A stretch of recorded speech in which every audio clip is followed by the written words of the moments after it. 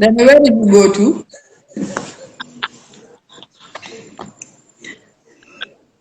Where did I go to? I don't think I went. I don't think I went anywhere. I was right here. You like enjoying like this was definitely When like you disappeared on my screen. Gis nga photo be def ni. Wow. Manako yo meme nga legi. Manako mashallah mom bi mo gay yobu nen la. You are going to be on a meme now.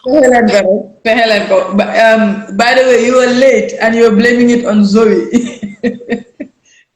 No, I had to. This is Daddy and Zoe's time. Usually I have to put her to bed before I do anything. Because if I don't, nangadig muna kasi punta na Kong Kong, Kong Kong. Hi. But welcome to the show. Welcome to the show, Sista Njie. Your profile says Njie. You know the bio that you sent me says Njie, and Yeah. which is is it Ya Njie or Njie? Let It, verify that it's real quick. Salinja. Salinja is my official name, like my government name. But I'm named after my dad's mom. That's why the ya is added there. Ooh, okay, so Njie. So Njie is your government. Yes. Okay. So, but what do you what do you like about the woman you named that? I don't think What a do lot I of us have. Yeah. What do you like about the woman? Danny, I'm not getting you. I don't know what's up. Maladi de manako yo ya madi good guy. Bahaba. Okay, that they have a break tuti. I don't know why. Yang ma diga legi ngane naka? Yo, maladi ga why see you la de see you la de nyona delay bi see you. Okay. So do I go off and come back on again? I think it's probably if you're using like a Bluetooth speaker or something of that sort where No, I'm just you using my have phone. the, that's Or where you have the glitch. do I need to use my earpiece? Try try the headphones. Let's Okay. let's Okay. yes, it should be better now. Yeah, I guess. Yes, now it is better. Okay. So where do you know what aspect of your namesake do you like? um she's a beautiful woman and a serious boss lady for that matter. Mm-hmm. Um I heard stories about her, even though I've met her, but I've heard stories about her, how she was the eldest of her sisters, how she took care of them. In Yeah. fact, one of them was like a daughter to her. Mm-hmm. She took care of them. I heard she would sell oil outside their gate. She would sell all these things to make sure they didn't lack anything. And I've seen that same behavior in how she took care of her kids. So di nga gis ne even moom jëkkëram dafa nekk ku cool. Yeah, my granddad was man. I didn't meet him. He died a year before I was born, but I heard he was the coolest guy ever. Comme waxam sax du baatam du jëm kaw suy wax. Ndeysaan ku baax la woon. Yeah. We were told even when he died, that same day dafa am liir bu gaañu woon. So mu am ñu ko seede ne they can share the same bàmmeel moom ak liir bi because of how pure he was. He was a great guy. But suma toma, my grandma was such a some gangster stuff. Very kubari affair la la wali. Up to date, I'll meet some of my dad's friends and they'll be like, "Mandro lo sa toma bari affair, sa toma dafa bari ay de." Until today, I get that. Now that's beautiful, guys. So if you're just joining us, Crude Sista is here. Yeah, Sally. Sally Njie. like most people should know. Lay him on by now. Not even Mrs. She's a boss in her own right. My first question to you, after everything that has gone on in 2020, in 2021, in your over 15 years of career in the entertainment scene, what would you say is your biggest flex? Biggest flex? Wow. What's your biggest flex? In your entertainment career. Now that's a tough question. That's a tough question because it's been a long ride. And I don't know which one to choose. But let's just say maybe starting the award show. Okay. Yeah. Okay. Yeah. Let's just say starting the award show, because that was another milestone for me. True. The award show is currently going to its 6th edition. Yes. And that is certainly beating every other award that we've had in the country, because the consistency is what those back. And that's what the WMA has. And certainly we must commend you for it. Question. Thank you. Question now. Love, power, or spirituality? Where do you see your lady mom? Like where would you, what would you take if you were given this 3 to you? Love, power, or spirituality? Spirituality. Because okay. we're Power. So power. Power comes with money and influence and fame, and the list goes on. Love is family, is everything that comes with love, and the beauty of life. And then you have spirituality,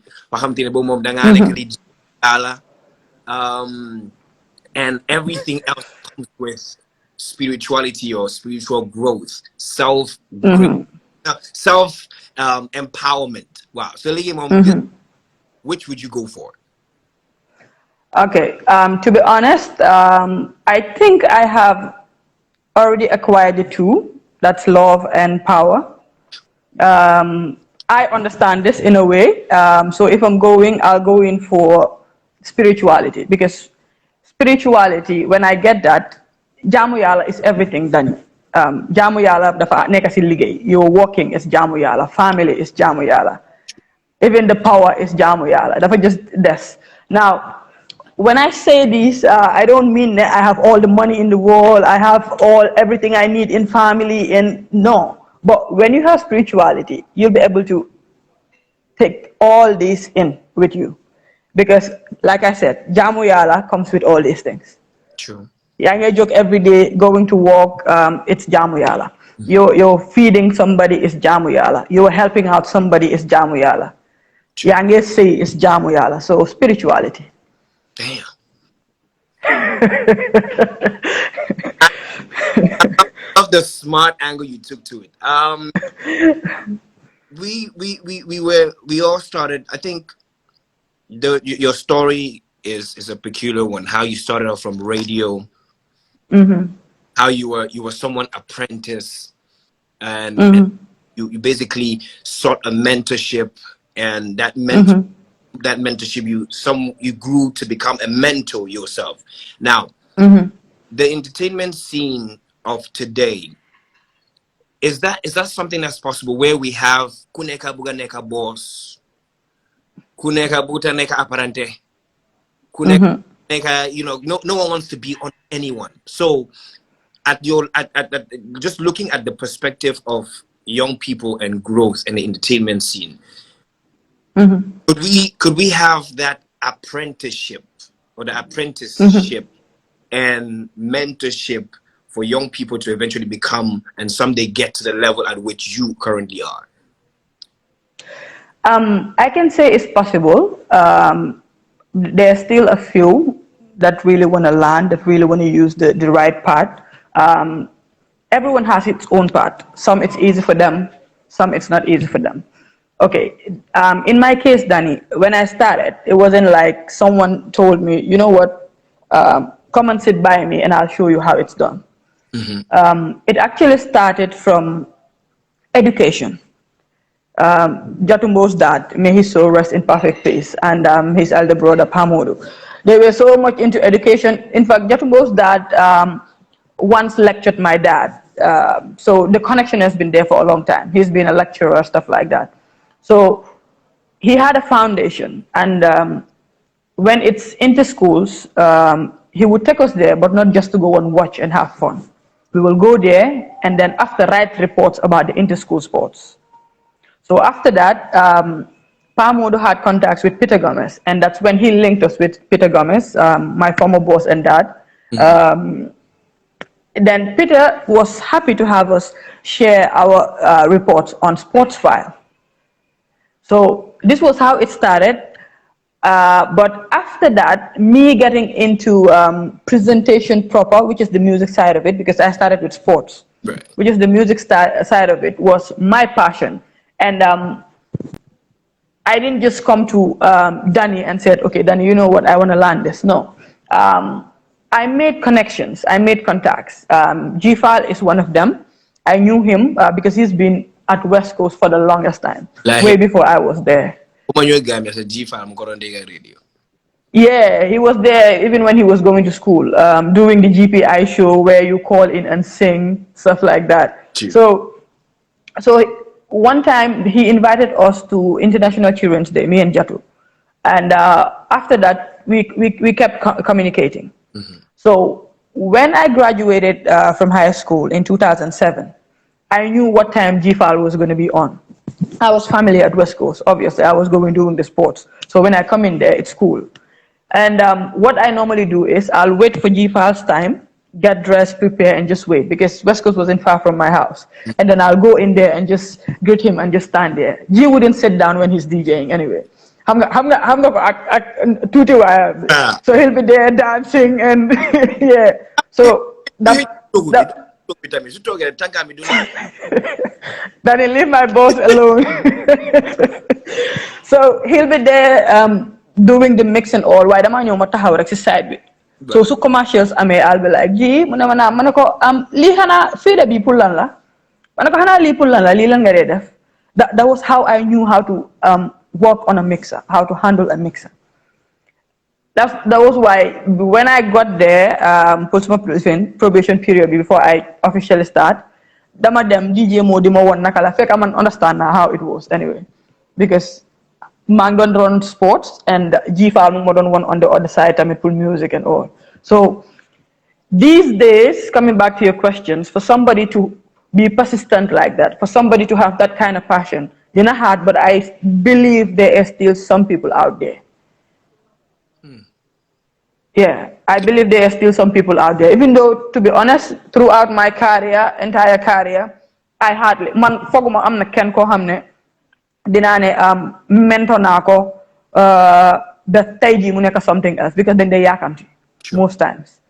Yeah, they'll just want to be there, shout out to the daw ñu xamanté artist, that's what they enjoy. Then they find there's something else ahead after the artist. Then they find you can be somebody without even the artist be involved. True. So I believe there are some people out there, but it's going to be hard, honestly. Now, but who is there an individual, for example, in Gambia, is there an individual, male or female, that reminds you of yourself when you started? You know, that like is there someone that you feel like the struggle that this individual is going through reminds me of your time on definitely? Not really, Danny. Not really. Honestly, not really. Because my fondest memory during my 15 years is when I'll come. Dama just gain a goodie. What are them presenting? And dama gain a care. Duma am passa. asamaan saa ngi xiin and all so dama just génn ma taagu suma yaay nanka ma boot suma bag bi because at some point I had the chance to get a laptop so laptop bi laa daan demee defee suma lifin liggéey def script ak yooyu I was editing stuff like that so dama boot bag bi ma dox ba West Coast ma present yenay presentation bi dafa jeex sax fekk am na ku war a ñëw next teel ta ñëw so I'll be there playing music or just keeping time ba nga ñëw sometimes I'm there till around midnight or even 1 and then I'll walk all the way back home and it used to be dark and all but duma dee worry even su tawee sax dama dee ree su tawee nag dama dee ree si yoon yi ma ne yeah now I'm gonna tell my story one day because I always had this belief ne things are gonna happen I always had this belief that things are gonna happen no matter what. So you walked under the rain. I wanted it. Danny, come on. I'll be checking out my colleagues, telling them, "Su fekkee da nga am looy def bul worry dégg nga bul ñëw man dinaa la playal." Su fekkee amuloo anything loo def just let me know. Just so I don't cook because Saturdays I used to cook and Sunday. So dama daa yaakamti pour gaa ñu wax ma just come because that was my passion, Danny. I loved what I was doing. In fact, okay, I can be cooking. Peter mo call ma. Like bala ma uyu telephone. Dama ne hey Peter because there was a time I used to be scared of him like crazy. So dama ne hey Peter nga bis bi nga call. So ma dama so ebo xam ne di nga jekkali sa toga bi. So ebo xam ko duma defaale mer bi sa dama uyu. Yeah, hello Uncle Peter. Mu ne ma Sali am ba bisu lo ma ne ko déedéet bisu ma. Mu ne ma waa ba.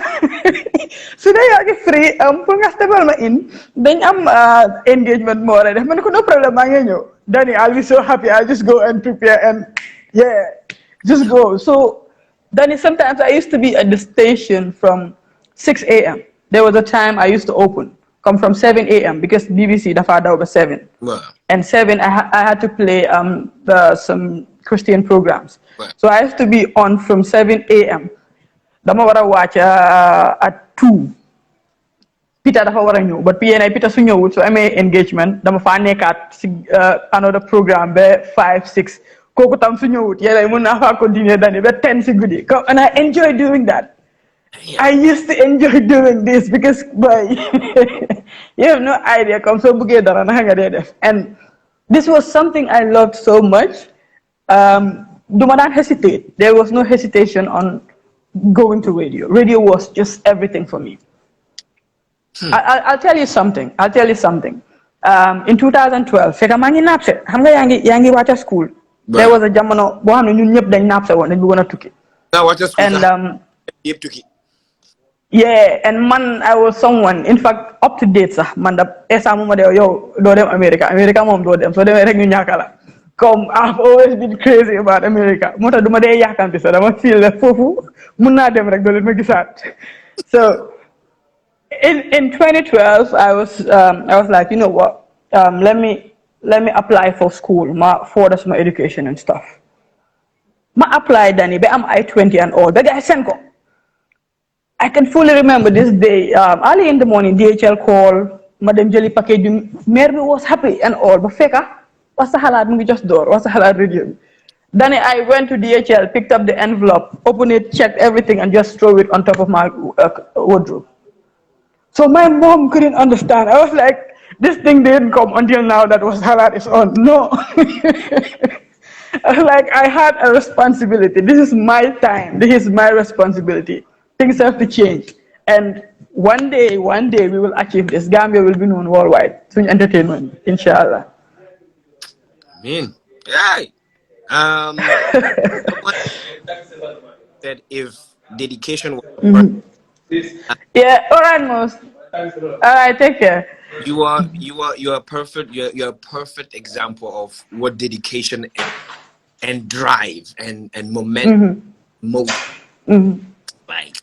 Like you are a perfect example, and I must commend you for that, man. Like daily, I get blown away by people's stories, and wow.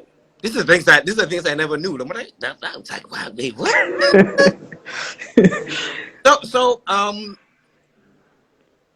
with everything that you have done, there's been rumors, there's been gossip, there have been lies, Sally. People have fabricated and constructed and manipulated your name and dragged it in the mud here and there. You had fallout with friends. Mm-hmm. To this day, the question I want to ask you is, do you feel that you're not given enough credit for everything that you've done because you're a woman? Yes. Yes, I do.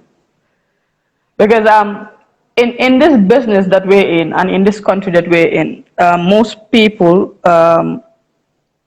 it's not even about what you do, but it's about the person behind it. Okay. So I got to realize most of these, like you mentioned, the disrespect, the rumors, it's because of its Sista Njie. They never expected me to go that far. People will support you, but they never want to see you go far. Like people got really scared when this Wasa Halad Awards became consistent. True. I knew the turn happened for me. You know, in everyone's career, there's a turn where you get to see the real people, the real deal. You get to see everything. True. It was the awards for me after the first day. That was when I saw everything. Even those that were supporting, like, yeah, you can do it. Hey, talk. You also got def kan mo ko def. Kenen warta muna def li. Yo ya ko muna def. But then the turn, it was just too much. I was like, wow. So is it because of the awards or it's because of me? But then I got to realize it's not because of the awards, because even the artists that do complain about the awards, they won the awards. They love the awards. Then the artists then they photo shoot at Sun Awards. True. True. Biggest one of the biggest songs of ST mung fa wone about awards. OG Lo mungi am song bo xamne a whole video award mung fa. So which means artists they won the awards. You understand? So it's about the person behind the awards. You understand? Like recently, I listened to this song of Attack. I didn't hear the whole song. Momoko posa, and then what the group Matobal Award is Sista Njie. Like Mare, I don't understand, but I feel with time they'll get to understand. Sista Njie is the lady behind the Wasa Halad Music Awards, the CEO and founder. But this is no more Sista Njie. It has never been Sista Njie's award, in fact.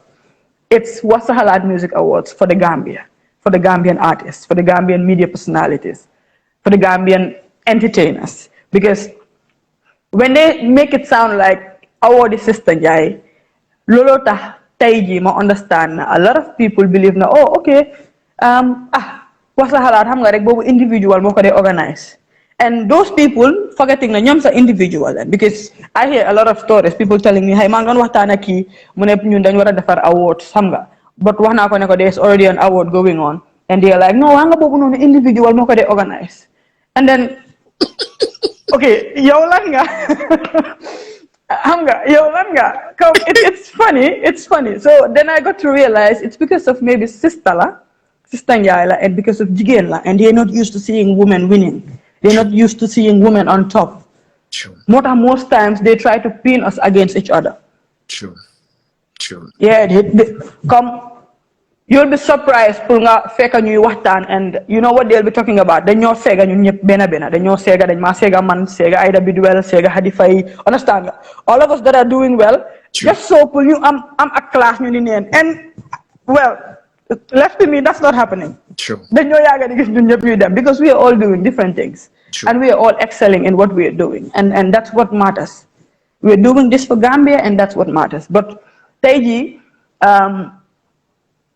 I used to give this example in a Saint Petigale.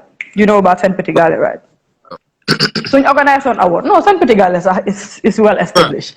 Let's say this thing that they go to Ziganshore for that festival. So organization award, the way they are going to embrace it, Dogis new embrace it was the Halad Music Awards. I know. Then you don't hear artists talking about the awards. In fact, they'll rather be like, yeah, I'm an award winner. Wow, the last day when a guy win award, like singer this guy post. That's what you see on their profile. That award winning. I was like, exactly, and they'll never mention Wasa Halad. It'll be like award winner or award, and I'm like, but that's nice. That's nice. We'll get there eventually because it's everywhere. Awards are being nakala, deny everywhere in the world. dip recently, naka award Senegal with a ton guy down, mom tam. Right. He rejected the awards, and I was like, "Oh, this is happening everywhere in the world. Even Grammy Sagan could reject, and that's fine. True. And that's fine. That's okay." Well, I feel just the patriarchy aspect of our society, the patriarchy that we have towards women. We some do away with it, because at the end of the day, regardless of whatever it is, women make us better. Women make the society better, and women strive way more at this point. Even the level at which the entertainment scene in Africa or Gambia, to be precise, is because women stood up to make change. You could have men as the face, but the women are the change makers. And at the end of the day, we just need to give credit to whom credit is due, and you are exceptionally on the forefront of that. Now, just one random question: we have a new a new Minister of Youth and Sports, and in Gambia right now, we should have a minister. There should be entertainment added to that portfolio. So it shouldn't just be youth and sport. It should be youth, sport, and entertainment, because entertainment is a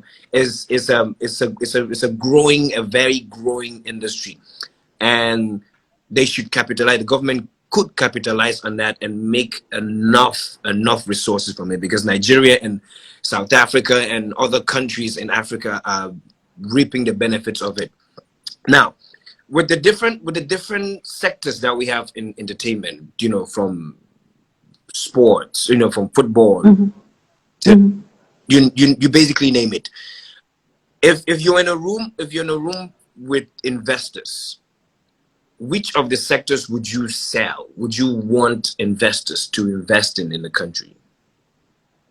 Do you think? Danny, is that an obvious question? Come on, Danny.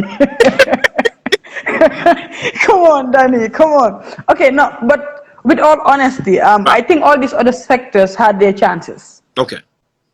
Yeah, all these other sectors had their chances. Football, then over trial.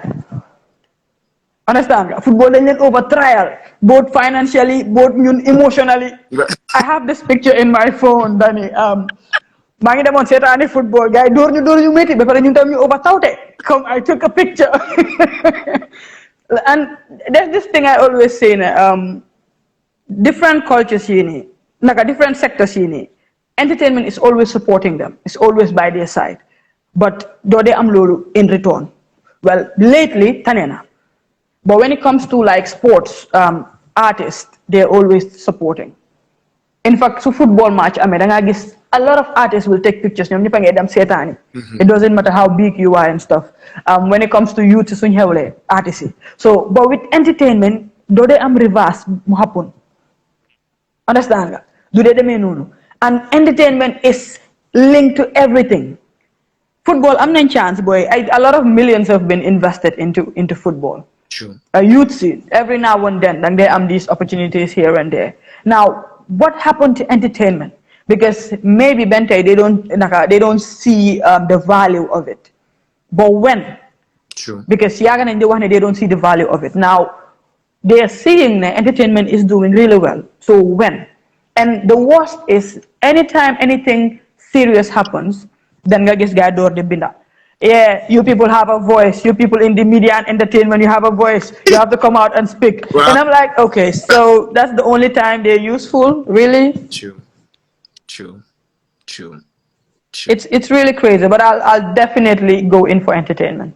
Okay. Because I have a belief we have a lot in store.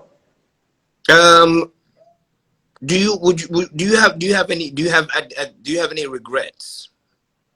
After everything you've done, 15 years in this career, do you have any regrets? Okay. Sometime back in, was it 2020 more Jenny when you're 2021? No. 2020 was well. Lajila. Okay. Sometime back in 2019, I got to a point, a very low point in my life. The only thing I thought of was, okay, let me just get up and leave. Come for the first time ever in my life, I thought of, you know what, harama ud visa rek ma change scenario, ma change career, ma def lenen. So they dama dem ma ligay 9 to 5. But because of passion bima am, so realizing there was a time man nekuma radio, nekuma TV, in fact social media sa amako wanyu won totally. There was no like a real connection between me and the entertainment. Hana annual was a halad be like annual la. I lost connection at some point because the madam begisne, no matter what you do, appreciation be faneka, disrespect be mo faneka, people looking down on you, people come lolo rek mo faneka, because let's put aside Sista Monica definitely. There is hardly anyone in the entertainment scene ko xamne is doing well te ñu ngi la jox sa cër bobu amut in Gambia amut. Come they always looking down on you, disrespecting you, fekk yaa ngi jóg yaa ngi invest sa emotional strength, sa physical strength, everything just to make sure li mun na work, fekk you could have been doing something else. So all these things at some point so toge nga realize, you know what, am I wasting my time?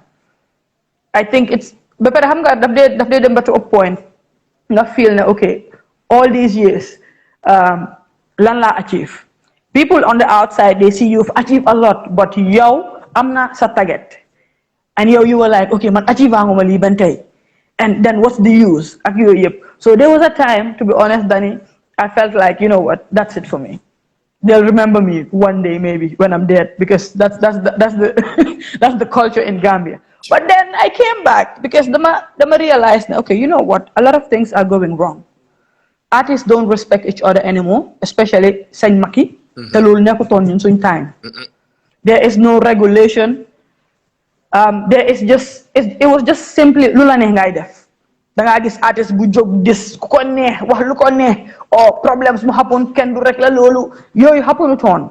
Events is because events even time I'm like 3. Thank you. Like, you don't see that anymore. Like you don't see exactly, and time bobu no da nga gis event bi yow artist bi so organize event and event bi flop do de gaaw xam ne event bi flop la, because the artist you invite ñoo def sa event bi. Even if it's alliance, imagine our guy you talk like pavilion bi, and then people wouldn't even know just from looking at the pictures. They'll be like, hey, even time bi cool. Fekk artist, that's how they show love to each other. Then chill ñun ñep ben table waxtaan tok toñante ak yoyu. But lately you don't see that. Everybody is a king in his or her own kingdom. Ku nekk feel nga ne there's this thing lu ex day wax. There was a time ngay waxtaane fi bifante yu gaay nekkee ni. So x-ray bi dama ñun suñ scene bi amaguñ xaalis bu bari, kon xanaa su gaay dooree di bil ay mansion ab ay kër dañoo romba da ngaa romba sa morom wàcce sa wér bi rek nga fetel ko mu dee nga continuer. But it looks like that's where we're heading to, because sometimes that is scary. Especially time bu fi gaay dooree woon yaa ngi remember time boobu artiste suñ génnee dem show gaay ñu dóor leen ak yooyu. So it was beginning to get scary and you were like, okay, you know what's going on. Te ñoom ñu ni neen la. Yeah, nañ ko waxte dee ñu ni neen la. Yeah, ñu ni neen la de ñoo doon def loolu is ñu ni neen nekkut yéen a fan si toog fële rek de ne ok kii disrespect na Dani xaaral ñu dem dóor ko non it comes from yow artist bi nga joteel duñ ko wax nag, but it comes from there. Benn Dani mooy toog waxa booyami nii ne leen kii dañ ko war a tëj la seen yow nga nekk behind the scenes gaa ñu dem def ting bi soo paree nga mel ni yow yëguloo, and waruñ war a aaga foofu comme warta aaga foofu. So yii yëpp dafa taxoon to a point ma feel na, you know what, let me just move on and do something else and go get a 9 to 5 job. But then I realized, hey, regulations dafa am, and no matter what, I have built a credibility here, and credibility bi dama ñëwaat back, and I have a role to play and I'll continue playing it no matter what. And when I think about things like some of these artists wax yuñ ma daan wax ay bu ñu yàpp demal nga toogi añ. Wow. Yo jabar nga, yo suñ jabar nga, comme yooyu noonu. Yeah, I hate being labeled like as that.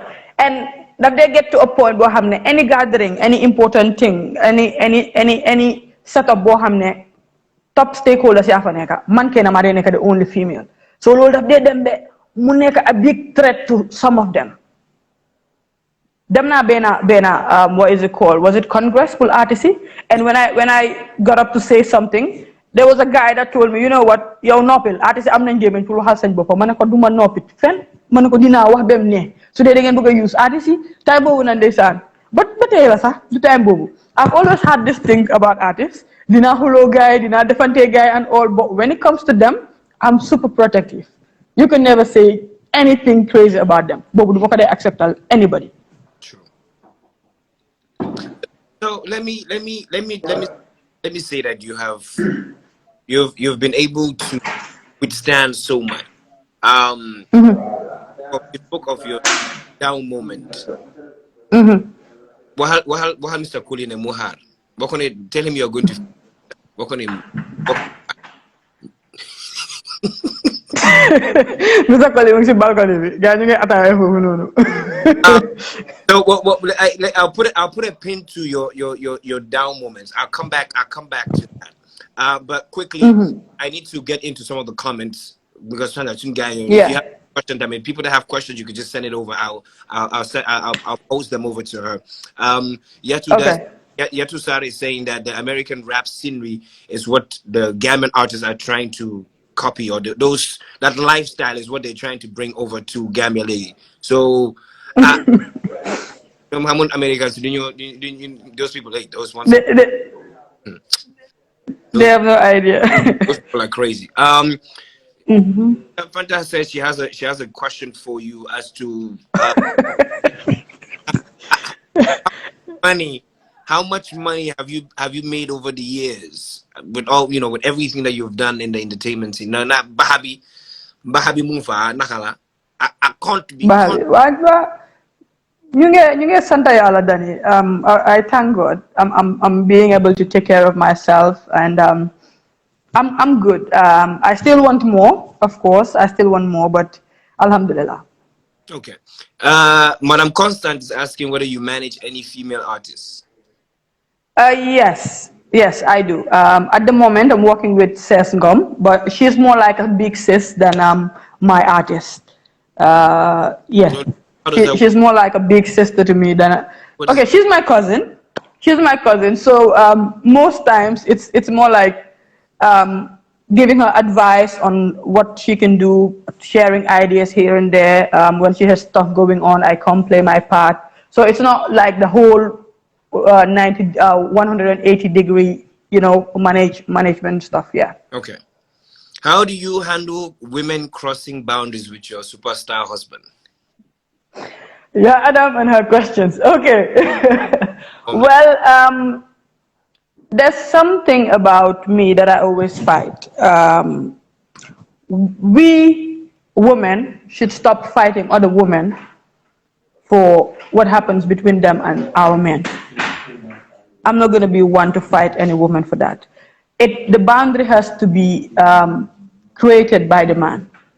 Now, I can address you, like I'll address him on any of these boundaries that are being crossed and all, and he'll have to handle it. Because, yeah, it's fine, you're an artist and all, but there are supposed to be boundaries. Sure. In every situation. Just like you build boundaries between your wife and your family and your wife, you and your fans, you and your colleagues. There's always boundaries, no matter how much of an artist you are. Just because you are an artist doesn't mean, oh, yeah, artist la, so lu ko neex mu def, haral mu gëna tay mu dem fanan ak capé, oh, artist la, dafa am pour organize ak fans sami. No. There are boundaries to everything, and I do address him on these things when they come up, and even before they come up, these are things we talk about all the time, because between me and him, it's more like a friendship. There's a stronger friendship built, whereas most of our conversations are built around media and entertainment. Okay. So we do talk about these things all the time. Or maybe you guys say Tandara and Mabuga put a point across, and I'm like, Yevin nonsense. Like lately, I've been so pissed at conscience. The conscience tire, you know. So the minute talk about mer, man, conscience. I don't know. Man, call like man, buy milky. Why you man, like wine and no. Man, that's fine. And with all that, we get our them get cheat. Come like I don't get these things. So these are things you have to. That's what they say. Bopame, Muhammad. Oh, okay. I'm not your hamne. Leading okay at mom. I'm not your hamne. Do okay at mom. So I talk about them. Even when I don't talk about them and they come up, I'll address it. I'm very outspoken when it comes to the things that I feel are not right. True. Yeah. So we've spoken a little bit about, you know. Okay. No, No, listen. Yeah, Adam. Well, yeah, Adam.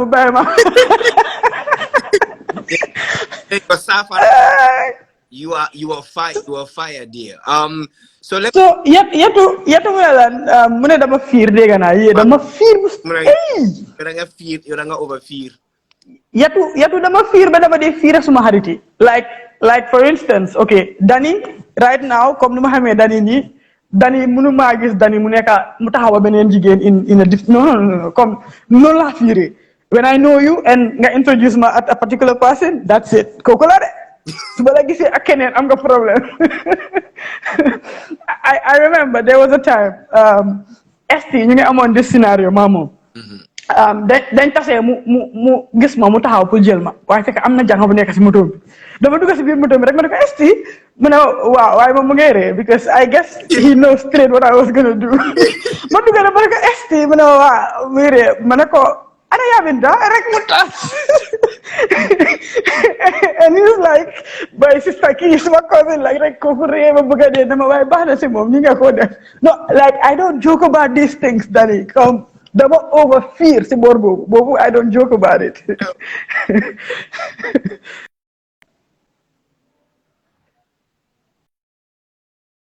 I'm sorry. My papa is the one calling me. I don't know why, but I'll have to call him back later. Well, I'm not gonna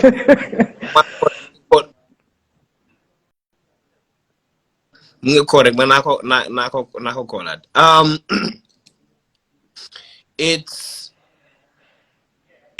somewhat great and selfless, everything that you do, but underneath all that happiness, joy and exuberance, there's a dark side to it as well. There's a dark side to Njie.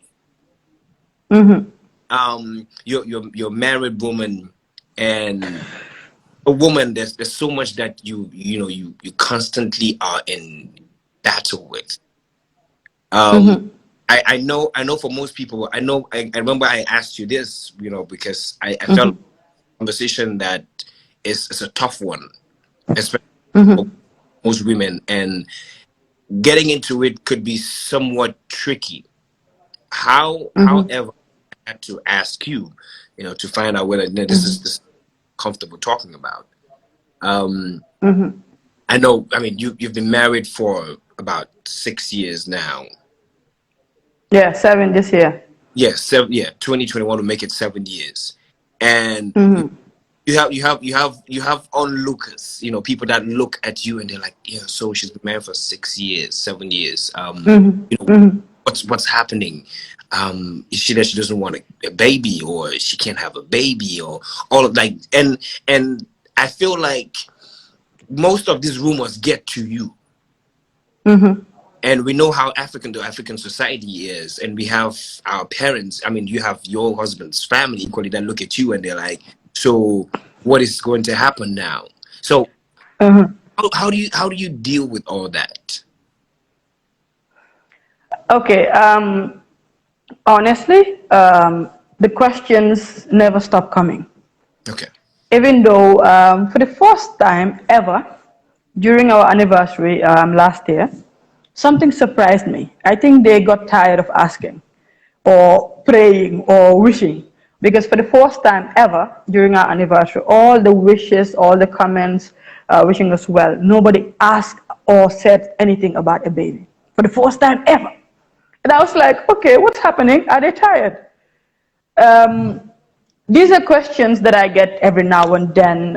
Some come, okay, it's disrespectful to ask in the first place. Um, People might be going through a lot of things. Some people just decided not to have kids. Some people decided to wait. Some people have issues. A lot of things are surrounding it. So it's a very, very sensitive issue. It gets to me. It gets to me sometimes. It gets to me a lot. And most times, because lately, mange jangal suma bopa pul makam, gani naman dama tanga torop. So I don't just jump to conclusion or to respond to certain stuff. Um, People even get to the extent of comparing me with other artists, like telling me, you know what, you need to give him a baby because ST had a child, Jesus has a child. Like, that's mad disrespect. Sister Njie, brand Yes. ambassador for the biggest GSM network No. service provider in the country, Africell. Okay, okay. It's the whole country's network tripping right now, Danny. Leave my people alone. So what's happening with the internet in Gambia? I don't know. Maybe they're gonna say because the last time I checked, they were working on backup, all of them, since the AS cable, blah blah, whatever. I don't know. So, Is cable or is cable being more them now? how much? Huh? But my tile in the internet them off because 2 nights ago, was it 2 nights ago? Yeah, internet was off Ooh. for like because Manila Nadal. I slept off and woke up and then saw my messages. Yeah. No, So Gambia internet's been tripping. I don't know what's happening. Gambia's prayer point. Yeah, let me just ask you this.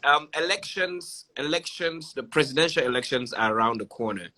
And there's so much going on as to the drama that politics comes with. Our entertainer, Kitabu Fati, is a presidential candidate now. For real?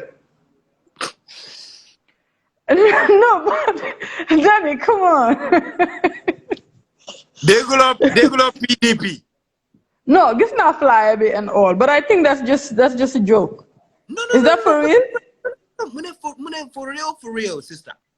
But wait, Hara. Matek ñu wara register dem nañ ba register IEC that's expired ñu wara register nañ ba pare. Dafa register di? But gisuma loolu di gisuma announcement bi gisuma delegation bi suñ demee pour register. My mom definitely announced he has announced his candidacy. I think they are just doing the dodging of the money to go and register. No, but ma foog ne registration passé na because lu nekk dafa amoon deadline after registration si la voting registration bi pour voters cards moo war na jot January xam nga and then guys si leen ko postpone waaw. So man I think it's a joke there to me. Well, I don't know. He said he's serious about this whole about the campaign. Oh, okay, well, good luck to him. So, but wait, you wouldn't vote for an entertainer? Yeah, I wouldn't vote just because you're an entertainer. Come on, I don't even know if he's registered, and you want to tell me to vote for him, Danny? Come on. Vote for Barrow. Huh? Did you vote for Barrow? Barrow, he hasn't given me the reason to. Okay. So, would you vote for it? We have a long way from now till December. No, but which political party has caught your eye in that? Danny, leave me alone. December 4th. Is it December 4th? I know for a fact because I was waiting for the voter card registration. I'm going to register and get my voter's card. And inshallah, if I am here by December, I'll vote. Okay. After that, you can ask me who voted for, and I'll tell you. No problem. Okay. Yeah. So eventually, thank you for coming back. People, I had to give a motivational moment there. Hang on, but what were they saying behind me? What were they saying? Because I saw who saying, "What's the issue?" I just got in. So who's fake? Who's the fan? He's gone again. Okay. Okay. then your mother he comes, he makes noise and That's my brother. so back to our conversation. Yes. Let me just ask how are your families? Both families.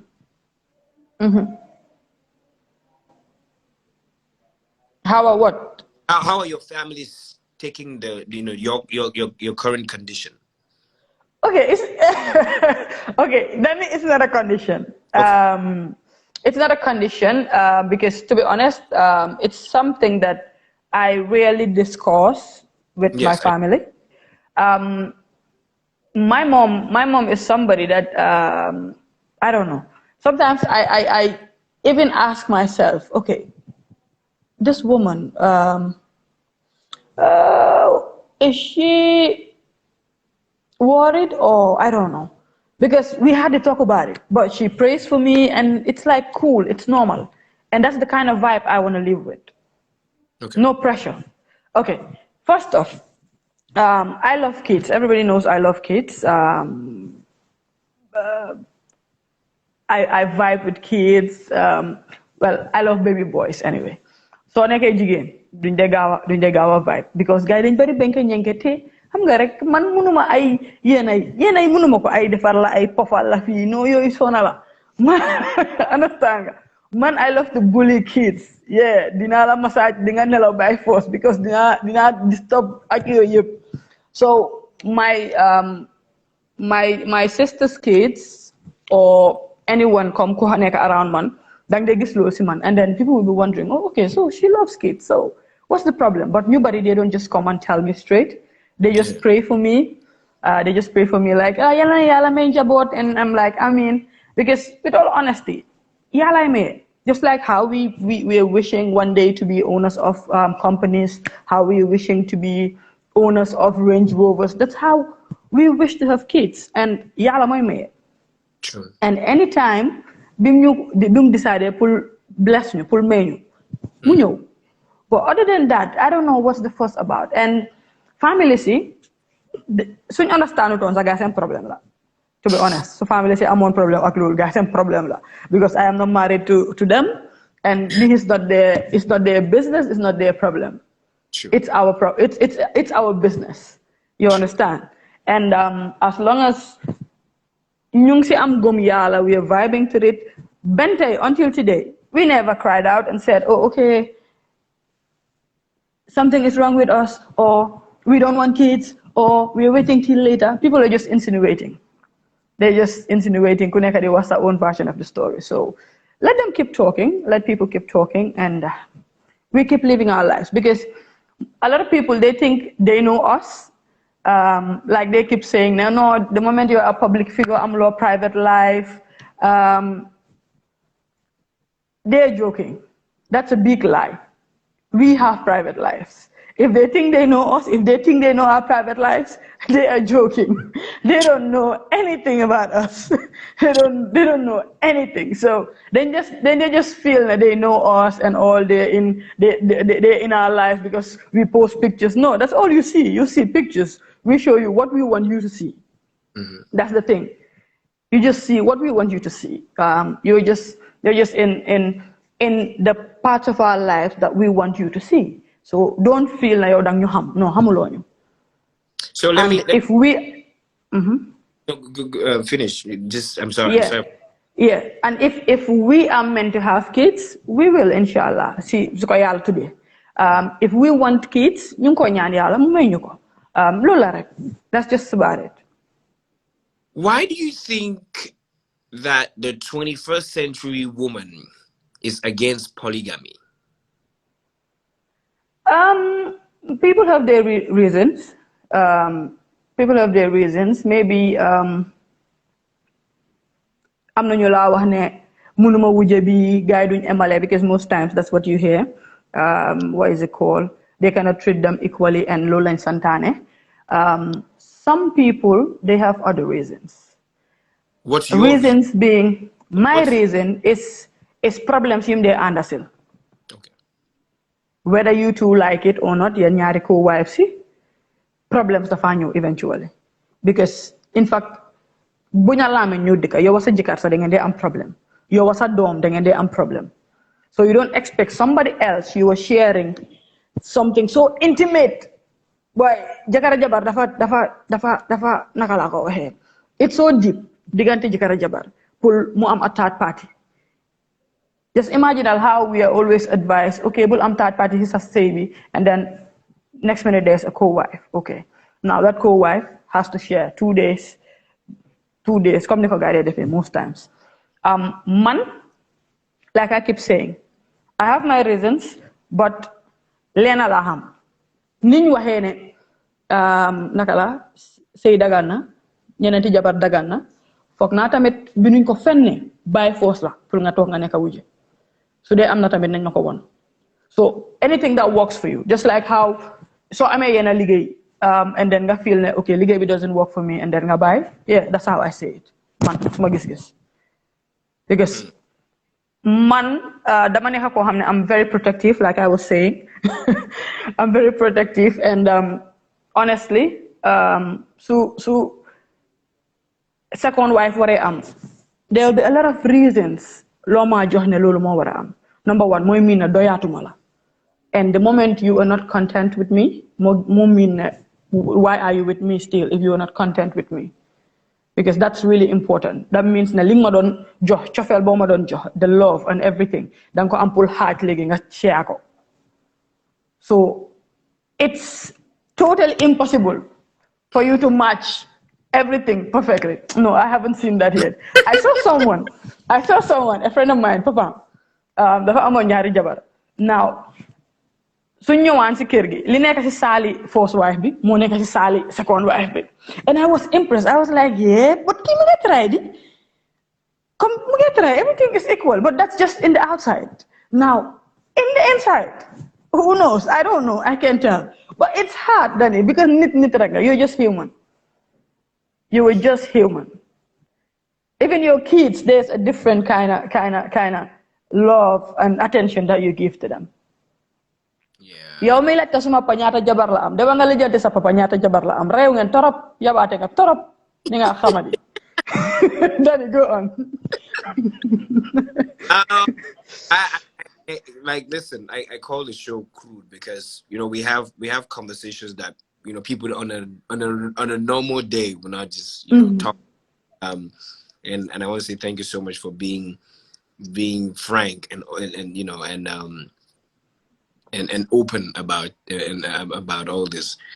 Now, I have 2 questions. First question: what's your take on Gambians? We just allowing ourselves to be piggy riders now. Soon Dekandori or our neighbors, they have closed their entertainment scene. They have closed their. Now we are supposed to be having concerts for them in our country, in our stadiums.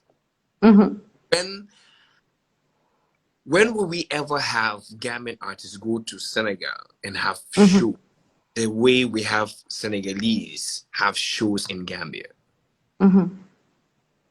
Well, I think it's about time. We're always asking ourselves these questions because for how long? For how long? Like, more dama de feel ne, man, I still feel some kind of way. So magisi come artists and you get them lend a hand to these brothers and stuff. And I know that they're them. I doubt how many. I don't know, but I don't think they're their fate. And I know most of these artists that come here, especially young artists, come Nyam Samba Puzi, Nyam Deep, Nyam Njie, they're their face. Of course, they pay them and they get them funyo dal and everything. Understand? So why can't it be the same way? Or even sunyan fair good because guys, they always jai the advantage of population being Nanyan johangum platforms because we need the platforms. And lately, you can see the breakthrough we are doing in Senegal. Dohi bandi mungini, they're always blasting it. Sen celebrity, then could they always listen. Snap, ñu ngi listen dohi bandi and stuff. Recently, ñu ngi am buñ defar, ñu fa def Macky Sall, ñu ko tooñ. A whole video, wow, Vibe Radio ñoo ko post, and Macky Sall was there. Now, this same Vibe Radio, they overplay ñun Jizzle. they play a whole lot of Gambian music. ñu ngi over penetrate comme xoolal pull up song it Tifli bi featuring Samba music. A lot of people think Tifli Senegalese la. They think Tifli is not even Gambian because song bi dafa over them viral foofu noonu. Now ñu ngi penetrate foofu noonu but physically suñ presence nekkangu fa and yet still we are still bringing them. So I don't know lu tax gars yi mënuñoo understand lii ban tey si artiste yi I don't know. Because this is it. But even Jaliba gars dañ ko bëgg a Sénégal. People love Jaliba in Senegal. And until today gisanguma mu am show yam foofu noonu. Jaliba war naa mën a oote Grand Theatre. Yeah. So I don't know that. I don't know. Because I'm just saying now we have you that a few hours ago you announced that the Wasahalat is is being postponed. We have the Senegalese that cannot hold concerts. They can't do shows. Understand? But we can see that their artists are coming over, and we have that's organizing a dance that has a dance at the stadium. We have Vivian on February, is it 14th or 18th? Sumastabi. Do you understand what I'm saying? So we have, but it has to be reciprocated. True. As much as we love them and we want them to be in us, we equally have to that exchange needs to happen. We need to see, we need to see Attack over there doing a show. We need to see Hussein as well there doing a show. Hang on. So it's back and forth because Tudululu at the end of the day, for the longest time, past 20 years, Senegal, Gambia, one song. He's a superstar in Senegal, and then Gambian producer, yeah, but keep on going. Gambia, we know kind of start enjoy. He fucks our girl. They make him happy. And Danny, no, but it's true. Behave. But it's true. It is true. As much as we want to act like this, but it's true. Our girls will freely give themselves to these Senegalese artists. Like if Wally with his wives. If Wally still said that, oh yes, I'm trying to impregnate a girl in Gambia now, do you know how many girls are going to run? As much as it's true, but it's going to be completely different if one of our Gambian artists just goes to Senegal and tries to act like they're like, hey, respect yourself. Do you know what I'm saying? So. Comes down to the value that we give ourselves as well. It comes down to the value that we have. But I feel like that's a conversation for another day now. 2 questions. What's your greatest fear as 2021 us now? My greatest fear.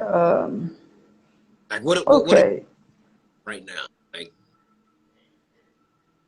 right now, Hannah, COVID having to continue, man, because it's getting scary out here, honestly. True. COVID. No, COVID has to go.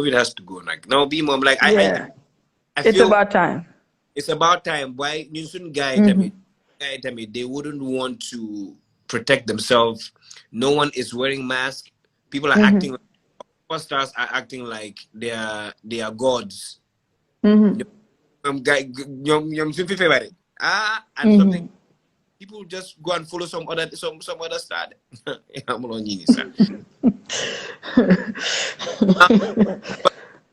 What would you want to be remembered for?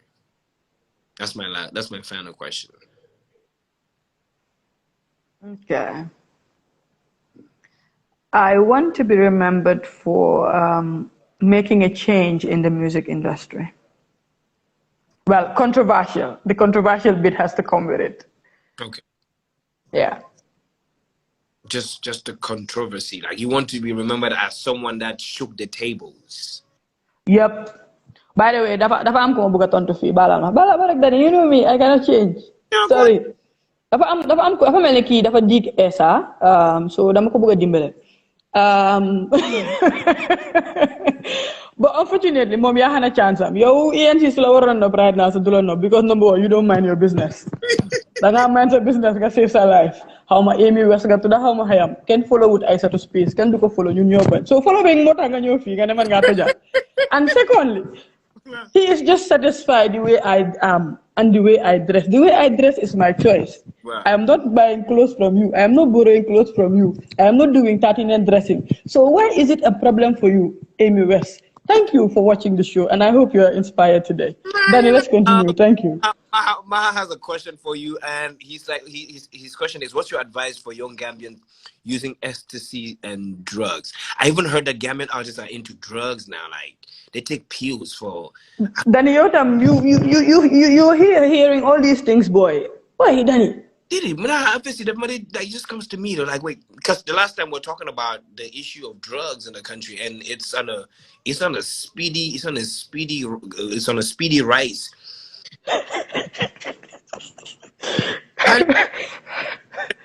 $400. Put them in ecstasy pill.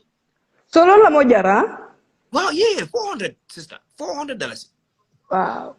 Lolu njagi cash pa wala njagi credit, njagi town trim, njagi chop. Bobo di nga am wings, di nga am enough wings. So jene wings, boy. Di nga am wings, am drink. So I think it's all about priorities. Understand? Because talking about this ecstasy, it's good and bring up. I hear about it. I hear I'm extra energy for like 48 hours. Don't know why would I drink pills to deprive myself from sleeping? Man already I'm understand? So I look at other people you don't allow us. People that are very lucky. Like almost every day, I'm guest to my whole ENC, like my miracle. Manako one thing that I'm envious about, Tio, mo nelaw. Come yo, you sleep. I'm sabofa. Man, I cannot sleep. I'm nelaw buba. I'm always waking up early. Understand? So what a nan get up just pull nelaw or nan get up pull high and enjoy sa party. Like, really, where are your priorities? So I believe these are things you have need regulation. Sure. But fun, kan nga ko ham because kiko am di ko jay ñomi neen la ci biir. So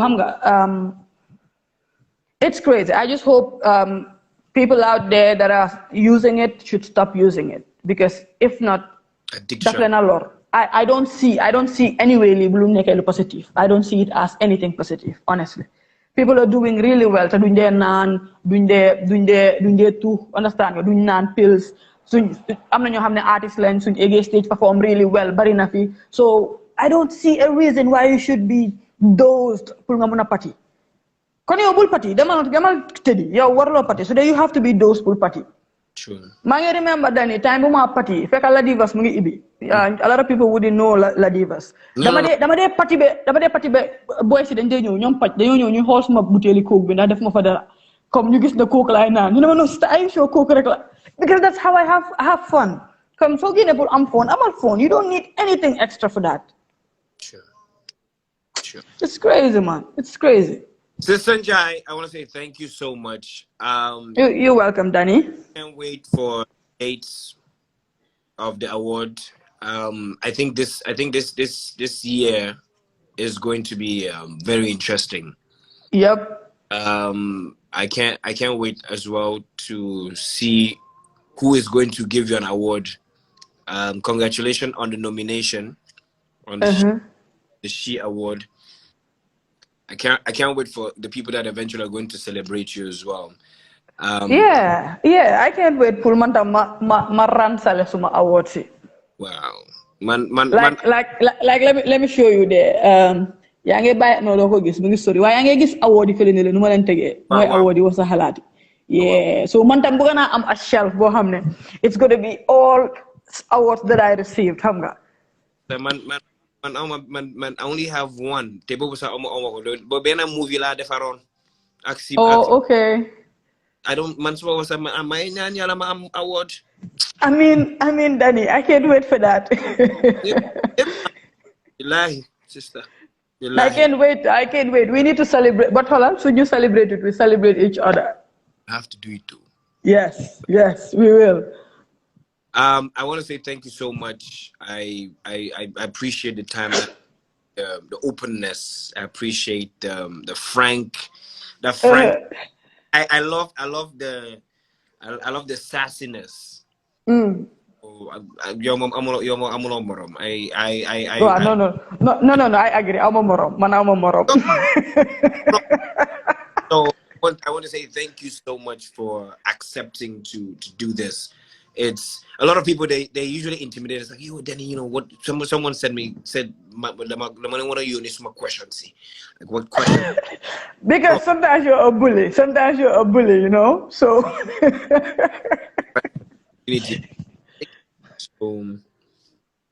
But thank you so much. I wish you well. This year and greater than next, or last year. And my regards to your husband, the entire family. Yeah. By the way, it's my birthday in 2 weeks. So well, I shouldn't be doing this. Mange was my faida.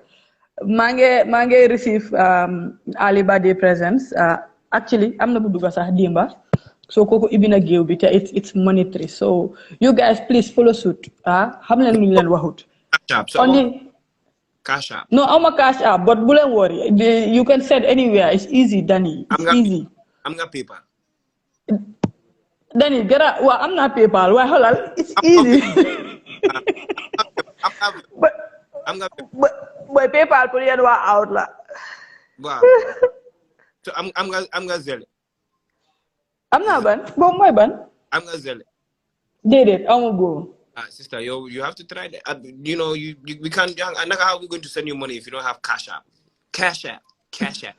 You can use other apps. You can use apps nga send ko. Ma dem jëlé ko si bureau bi or ngeen send ko through my account bi directly. I'm not about to advertise their stuff here. So my bad. But you can use their services. So I'm receiving early birthday gifts in cash, in kind, in wishes. I mean, but mostly in cash and in kind. And it's February 9th, inshallah. So you heard it. February 9th is Sister Njie's birthday. It's important that we'll certainly paint the internet red. True. Or not red. We'll paint it blue or green. Or well, just whatever. Wait, what's your favorite color? Red. Red, like I knew it because that's the one. That's why I said we'll paint it red. So yeah, red. Yeah. I didn't get it wrong. Thank you so much. I'll leave you to. I told you to bring so that we eat. Who told you that matoga? That's muna yang si wine be there. Muna small. Muna nyama things. Bulka fale.